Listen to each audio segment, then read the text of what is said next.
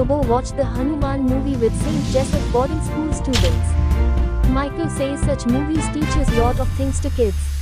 The movie Hanuman is a very good movie, very inspiring, and मुवीन म्हाका दिसता भुरग्यांक कितें तरी एक बरें शिकवण आहा आनी यंग युथान स्पेशली चेड्यान चेडवांनी ही मुवी पळोवची and it is very inspiring. It will give them a lot of positive vibes to come up in life.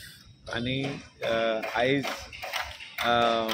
आमचे boarders Saint Joseph high school boarders जे बोर्डिंगान रावपी थोड्यांक माय पाय ना, थोड्यांक आमच्या भुरग्यांक त्या पेरंट्स ना, थोड्यांक आहा पेरंट्स गरीब आहा तांकां घोडो ना तांकां स्कुलान घालपाक, सो ते तांकां बोर्डिंगान घातलेले आहा. आनी तेंच्या प्रिंसिपलान मॅनेजरान जेन्ना सांगलें की आमी रिक्वेस्ट केले की भुरग्यांक मुवी पळोवपाक धाडचे आमच्या वांगडा, तेणी इमिडिएटली ऑब्लायज केले आनी तेंचे सगळे टिचर्स आनी तेंचो मॅनेजरूय येयलो हिंगासर मुवी पळोवपाक आनी भुरग्यांक सगल्यांक घेवन येयलो.